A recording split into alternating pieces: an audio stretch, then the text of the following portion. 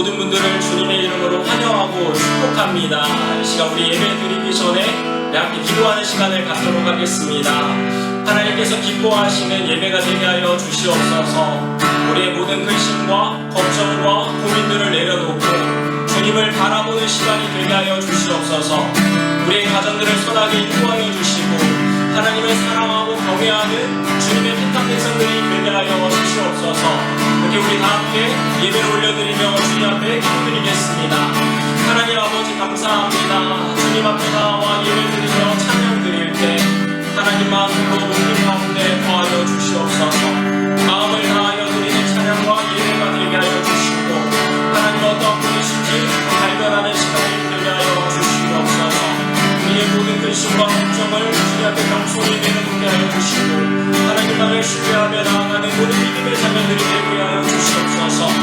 주를 바라보게 하여 주시며 끝까지 인내하여 승리할 수 있도록 하나님 우리를 인도하여 주시옵소서.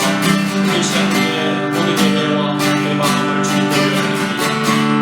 감사합니다. 하나님 아버지 감사합니다. 주님 앞에 나와 예배와 찬양과 영광을 올려드립니다.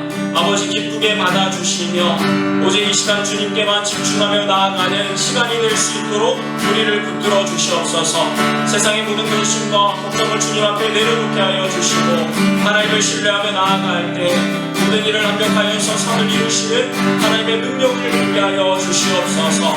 주님을 찬양합니다. 주님께 우리의 모든 감사와 영광을 올려드립니다. 감사하며 사랑 예수님의 이름으로 기도드렸습니다. 아멘.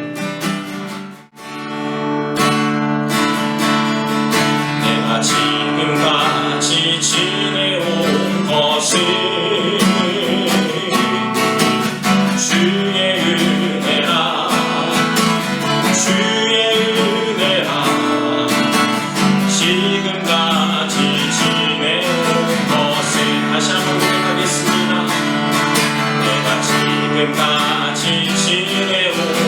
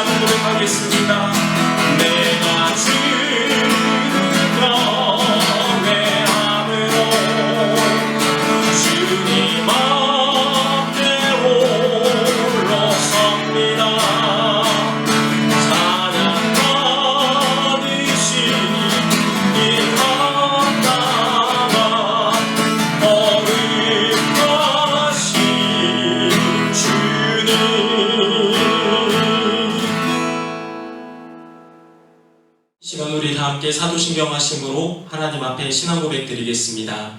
전능하사 천지를 만드신 하나님 아버지를 내가 믿사오며 그 외아들 우리 주 예수 그리스도를 믿사오니 이는 성령으로 잉태하사 동정녀 마리아에게 나시고 본디오 빌라도에게 고난을 받으사 십자가에 못 박혀 죽으시고 장사한 지 사흘 만에 죽은 자 가운데서 다시 살아나시며 하늘에 오르사 전능하신 하나님 우편에 앉아 계시다가 저리로서 산자와 죽은 자를 심판하러 오시리라. 성령을 믿사오며 거룩한 교회와 성도가 서로 교통하는 것과 죄를 사하여 주시는 것과 몸이 다시 사는 것과 영원히 사는 것을 믿사옵나이다. 아멘. 이 시간 우리 다 함께 읽을 말씀은 고린도전서 9장 1절에서 4절까지 말씀입니다. 내가 자유인이 아니냐, 사도가 아니냐, 예수 우리 주를 보지 못하였느냐, 주 안에서 행한 나의 일이 너희가 아니냐, 다른 사람들에게는 사도가 아닐지라도 너희에게는 사도이니 나의 사도됨을 주 안에서 인친 것이 너희라. 나를 비판하는 자들에게 변명할 것이 이것이니 우리가 먹고 마실 권리가 없겠느냐.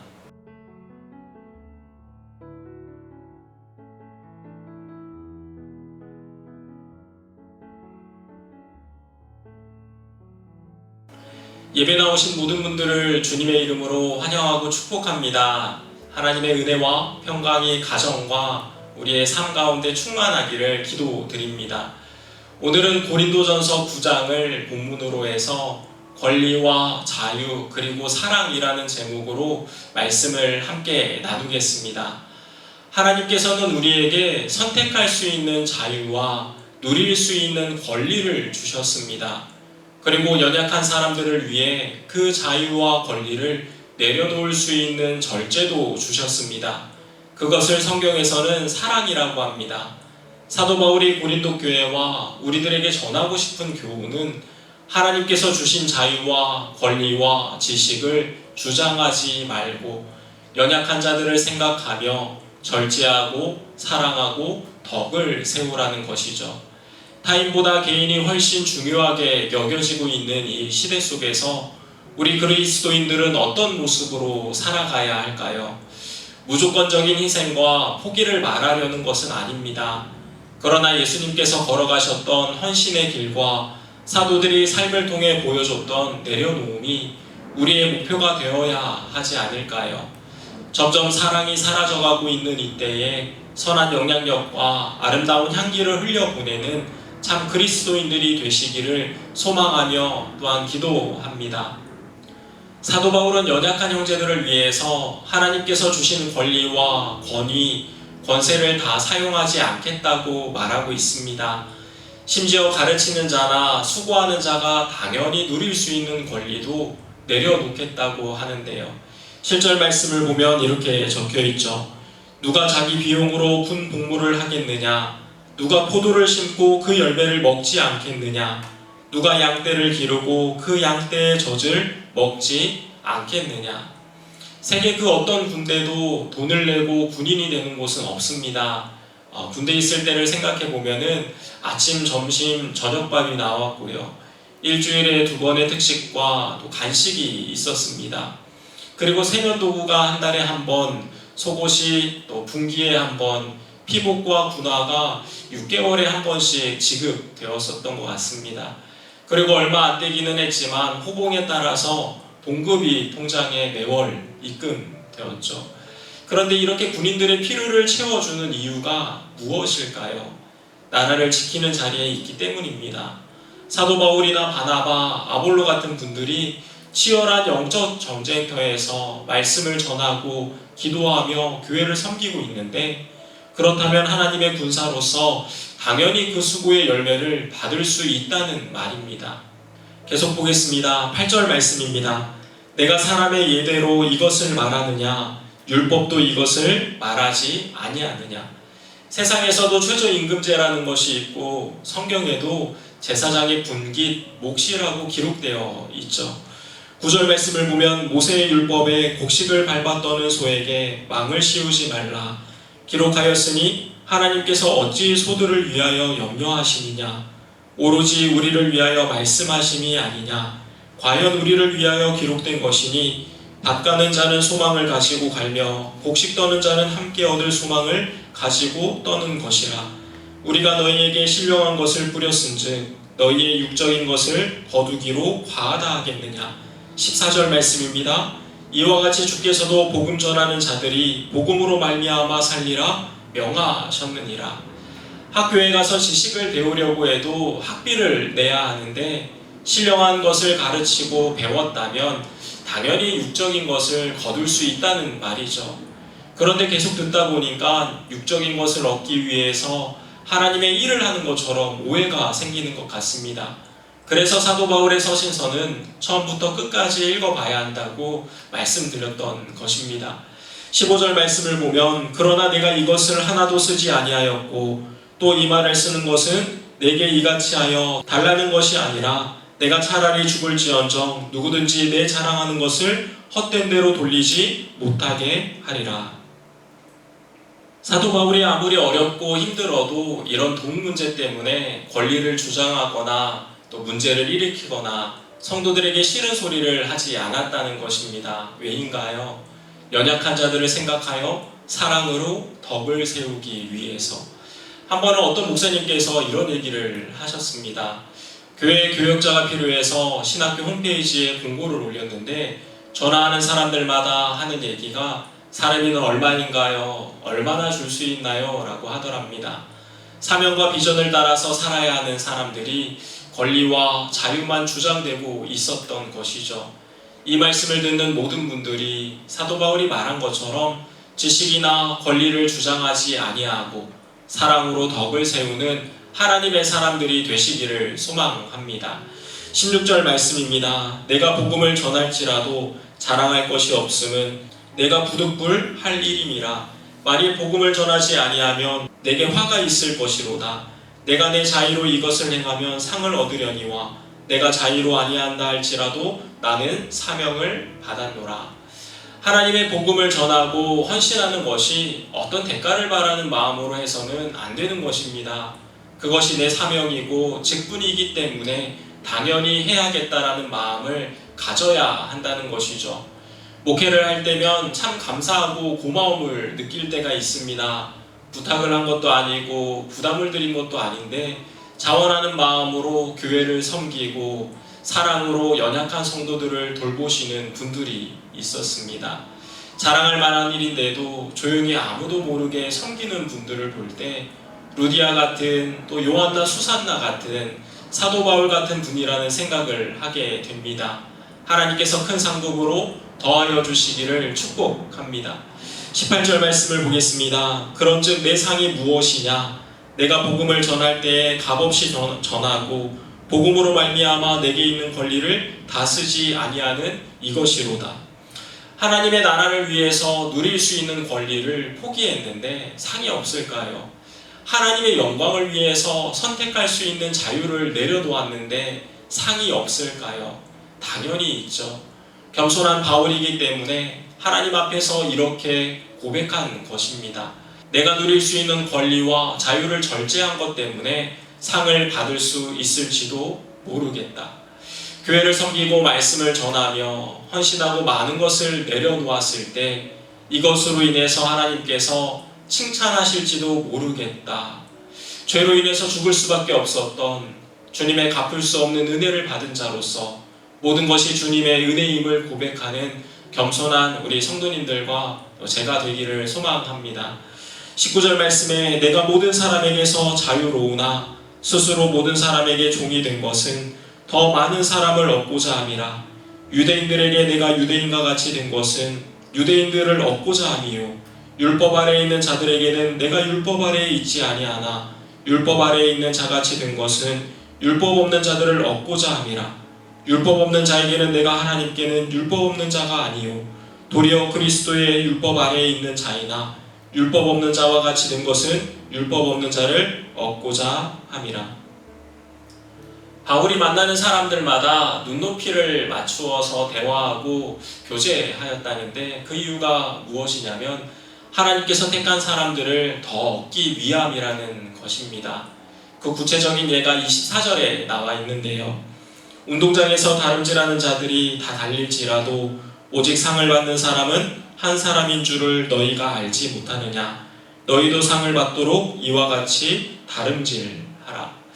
오늘날 스포츠라고 하는 것이 대개 그리스에서 출발한 것인데 고린도 아테네에서 자주 있었던 달리기를 예로 들고 있습니다.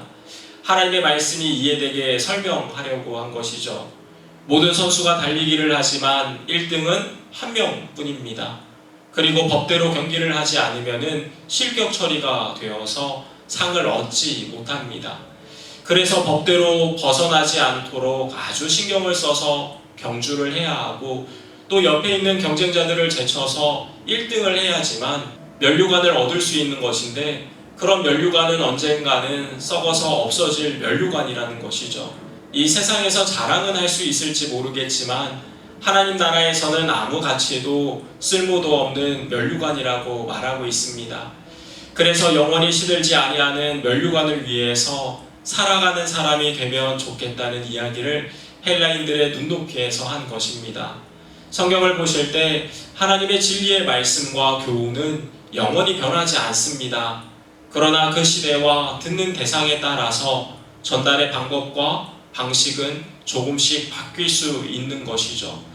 25절 말씀입니다. 이기기를 다투는 자마다 모든 일에 절제하나니 그들은 썩을 승리자의 관을 얻고자 하되 우리는 썩지 아니할 것을 얻고자 하니라. 운동선수들이 메달을 따기 위해서 얼마나 노력을 할까요? 이 사진은 세계적인 발레리나 강수진 씨의 발입니다. 그리고 또 이 발도 역시 세계적 피겨스케이팅 선수인 김연아 선수의 발입니다.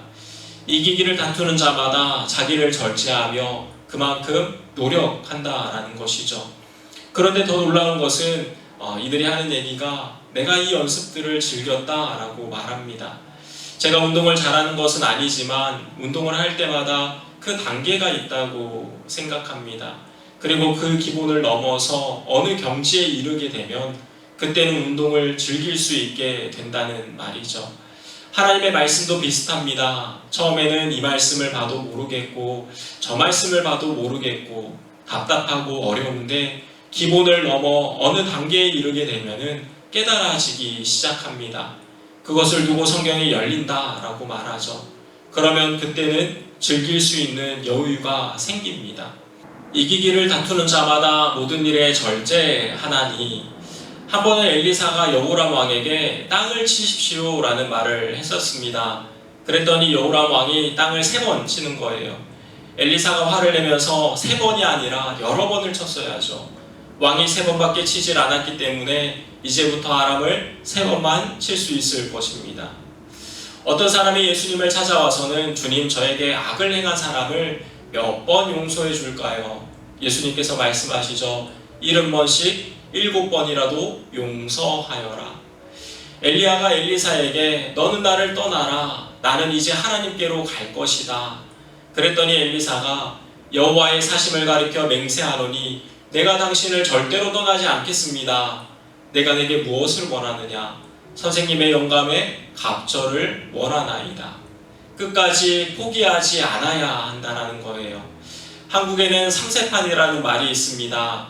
그러나 우리 그리스도인들은 삼세판이 아니라 만족이 될 때까지 포기하지 않는 분들이 되시기를 바랍니다. 하나님의 진리는 절대로 값싸게 주어지지 않았습니다. 우리의 인생에 후회가 남지 않도록 최선을 다하여서 하나님을 알기 위해 힘쓰시고 절제하며 충성된 자들에게 주시는 하나님의 상급을 얻는 복 있는 분들이 되시기를 주님의 이름으로 축원합니다. 정리하겠습니다. 예수님께서 걸어가셨던 헌신의 길과 사도 바울이 삶을 통해 보여줬던 내려놓음이 우리의 목표가 되기를 바랍니다. 그래서 점점 사랑이 사라져가고 있는 이때에 선한 영향력과 아름다운 향기를 흘려보내는 참 그리스도인들이 되시길 소망하며 기도합니다. 지식이나 권리나 자유를 주장하지 아니하고 사랑으로 덕을 세우는 하나님의 사람들이 되시기를 바랍니다. 교회를 섬기고 말씀을 전하며 헌신하고 많은 것을 내려놓았을 때 이것으로 인해서 하나님께서 칭찬하실지도 모르겠다. 죄로 인해서 죽을 수밖에 없었던 주님의 갚을 수 없는 은혜를 받은 자로서 모든 것이 주님의 은혜임을 고백하는 겸손한 우리 성도님들과 또 제가 되기를 기도드립니다. 마지막으로 하나님의 진리는 절대로 값싸게 주어지지 않았습니다. 우리 인생에 후회가 남지 않도록 최선을 다하여 하나님을 알기 위해 힘쓰시며 절제하여서 충성된 자에게 주시는 하나님의 상급을 얻는 복 있는 분들이 되시기를 주님의 이름으로 축원합니다. 기도하겠습니다. 하나님 아버지, 우리에게 주신 권리와 자유를 사용할 수도 있지만 우리 예수님께서 걸어가신 길과 사도들이 보여주는 내려놓음을 쫓아가기로 결단합니다. 사랑으로 덕을 세우게 하시고 절제하여 이 세상을 이기며 하늘의 상급을 쌓아두는 지혜자가 되게 하여 주시옵소서.